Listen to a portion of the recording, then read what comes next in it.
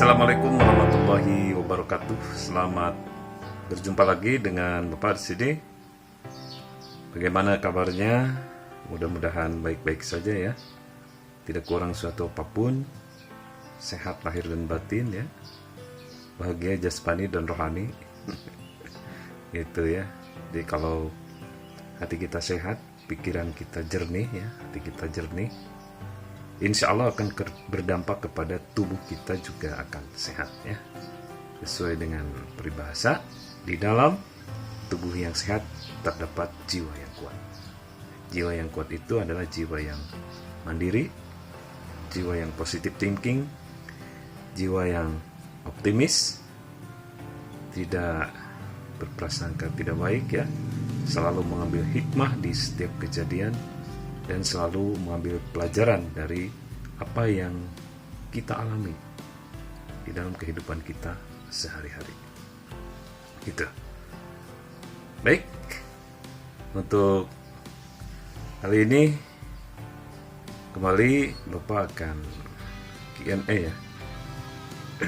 Jadi Bapak akan mencoba menjawab ada beberapa pertanyaan ya. Mungkin di konten ini dari salah satu pertanyaan siswa ya. Nanti kalau misalkan waktunya terlalu lama, biasanya agak sulit untuk dipahami. Biar sedikit, singkat, padat ya, satu pertanyaan tapi mengena gitu ya. Tapi kalian bisa paham. Itu. Nah, mungkin untuk pertanyaan-pertanyaan lain akan Bapak bahas di konten selanjutnya ya gitu. Nah, banyak sekali pertanyaan dari siswa ini. Kalau menurut Bapak ini pertanyaan yang cukup bagus ya. Jadi para siswa ini memang benar-benar mengikuti dan memang benar-benar kelihatan dari cara bertanyanya kalian ingin tahu ya, gitu. Kalian adalah seorang pelajar, mencari tahu, mencari pengetahuan, ingin tahu kan gitu ya. Nah, gitu. Jadi sudah terasa sekali pelajarnya gitu ya. Nah, apa yang belum paham kalian kejar supaya menjadi paham dan mengerti. Oke. Untuk kali ini Bapak akan coba bahas satu pertanyaan dari siswa yang bertanya seperti ini. Bagaimana cara bergaul supaya kita menjadi seseorang yang memiliki karakter yang baik? Bagaimana cara bergaulnya gitu. Nah, untuk pergaulan ya, kalian kan sekarang sekolah di SMA gitu ya. Otomatis selama bergaul ya bergaul dengan teman-teman kalian. Terutama bergaul dengan keluarga di rumah ya. Kebanyakan di era pandemi ini kebanyakan di rumah ya. Sebetulnya kalau kita sudah berkarakter, mau bergaul dengan siapapun, karakter kita akan tetap kuat ya, tidak akan terbawa gitu. Tapi kan pertanyaannya bagaimana supaya menjadikan sebuah karakter bergaulnya dengan siapa kan gitu ya. Kalau misalkan karakternya belum terbentuk atau karakternya belum ketemu gitu. Ya kalau kalian sebagai pelajar ya belajar terus ya. Di setiap guru yang kalian pelajarin ya, mereka kan memberikan materi-materi yang pastinya ada karakter yang bisa kita ambil di sana. Apalagi di era sekarang ini, era internet ya, banyak sekali sumber yang bisa kalian dapatkan. Misalkan kalian mau materi apa, tinggal ketik aja ada ya. Banyak sekali yang menjelaskan. Nah, dari beberapa sumber tersebut tentu saja bisa diambil atau kalian bisa mengambil satu kesimpulan ya, menurut pendapat kalian sendiri. Gitu. Jadi mau bergaul dengan siapa? Ya bergaul dengan pelajaran gitu ya. Kalian pelajari ilmu-ilmu tentang karakter, ilmu tentang apa saja itu pasti berhubungan ya. Kalau kita misalkan belajar fisika, kita paham fisika, pasti kita akan berkarakter. Kita paham ilmu ekonomi, pasti kita akan berkarakter. Kita paham ilmu sosiologi, dengan pemahaman yang benar, pasti akan berkarakter. Gitu. Kita paham matematika dengan benar, pasti kita akan berkarakter. Karena semua pelajaran, kalau kita pemahamannya benar, itu akan menjadikan suatu karakter yang kuat untuk orang yang memahami ilmu tersebut, gitu ya. Jadi kalau kita sudah berkarakter, mau bergaul dengan siapapun tidak akan pengaruh, ya. Kita tidak akan terpengaruh oleh lingkungan, ya. Walaupun lingkungan, misalkan lingkungan yang kurang baik, ya, tetangga kita atau misalkan teman kita, misalkan mohon maaf orang tua kita, menurut kita keliru, ya, kita justru bisa menjadi sebuah obor, ya, suatu penerang bagi lingkungan kita kalau kita sudah berkarakter. Untuk mencapai karakter tersebut, ya, tentu saja belajar terus, ya, dari berbagai sumber tadi, itu. Jadi di ayat pertama di dalam Al-Quran juga kan surah Iqra, ya.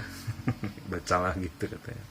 Jadi membaca itu bukan hanya membaca buku, membaca alam ini, ya, membaca kejadian yang kita alami, ya, membaca kehidupan yang kita lewatin, ya, dengan masalah-masalah yang pernah kita lalui.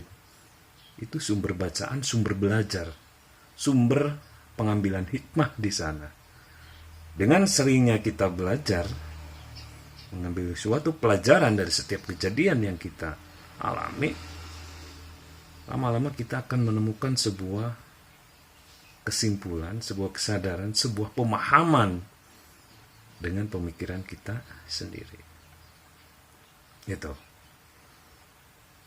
Misalkan kita mengalami banyak sekali kejadiannya. Nah, dari banyak kejadian tersebut, tentu saja kita akan menemukan suatu titik hikmah, titik pelajarannya. Ya, kalau misalkan kita dibilangin orang tua, jangan apa misalkan, ya, yang nggak boleh itu, jangan merokok misalkan.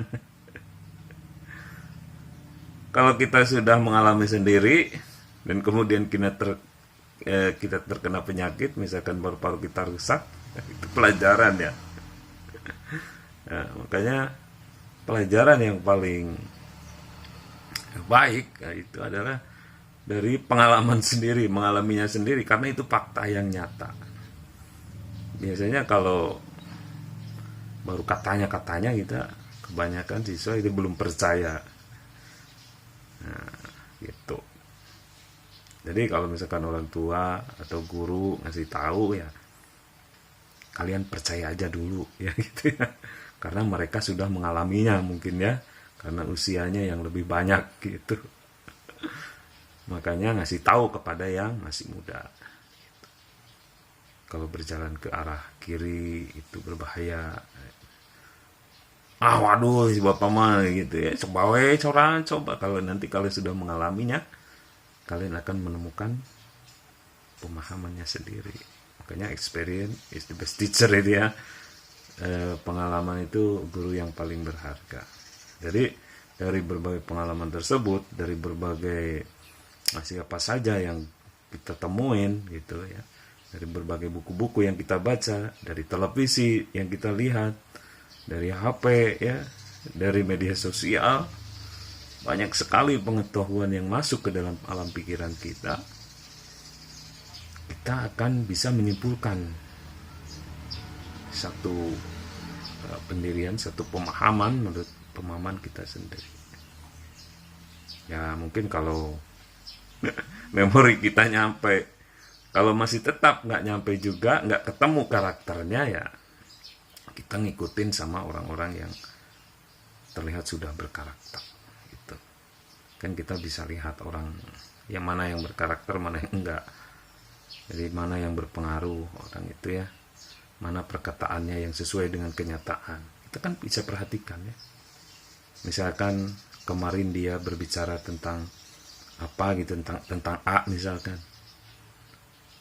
Sebulan ke depan perkataannya itu masih sesuai dengan fakta. 2 tahun ke depan perkataannya masih sesuai juga dengan kenyataan.